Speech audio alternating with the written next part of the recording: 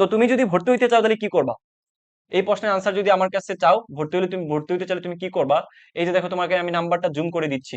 এই নাম্বারে তুমি, এই যে যে নাম্বারটা আছে, এই নাম্বারে তুমি কি করবা বলো? এই নাম্বারে তুমি 1,000 টাকা সেন্ড মানি করবা। 1,000 টাকা সেন্ড মানি করবা যদি তুমি সাস প্লাস ভার্সিটি নিতে চাও। আর যদি শুধুমাত্র ভার্সিটি নিতে চাও তাহলে 500 টাকা সেন্ড মানি করবা। 500 টাকা সেন্ড মানি করবা। করে সেম নাম্বারে হোয়াটসঅ্যাপে তুমি বলবা যে ভাইয়া, আমি টাকা সেন্ড মানি করছি, আমার নাম্বার হচ্ছে এইটা, আমাকে ভর্তি নেন। তাহলে আমার টিম তোমাকে ভেরিফাই করে ভর্তি করে নিবে।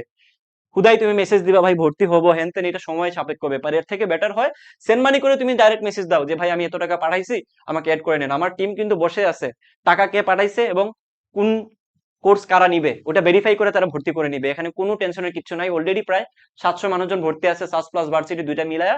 তোমরাও এই জায়গাটাতে অনেক ভালো করতে পারবা বলে আমার বিশ্বাস। সাস নিয়ে অনেক কথাবার্তা অনেক ভিডিওতে বলছি, এটা আলাদা করে বলার কিছু নাই। তুমি যদি চাও আলাদা করে কোর্স নিতে পারো, তুমি একসাথেও নিতে পারো। আর যদি কারো ইচ্ছা থাকে যে ভাই আমি শুধু এক্সাম বেচ নিতে চাই, তাহলে এক্সাম বেচের দাম মাত্র 350 টাকা। এটা যে কোনো এক্সাম বেচ, সেটা হইতে পারে সাস্টা এক্সাম বেচ, হইতে পারে ভার্সিটি এক্সাম বেচ। তুমি যেটাতে ভর্তি হও 350 টাকা দিয়ে ভর্তি হইতে পারবা। তো এই ছিল ব্যাপার। তোমার হাতে যদি অ্যাটলিস্ট 30 দিন সময় থাকে, এই ভিডিওটা তোমাকে অনেক বেশি হেল্পফুল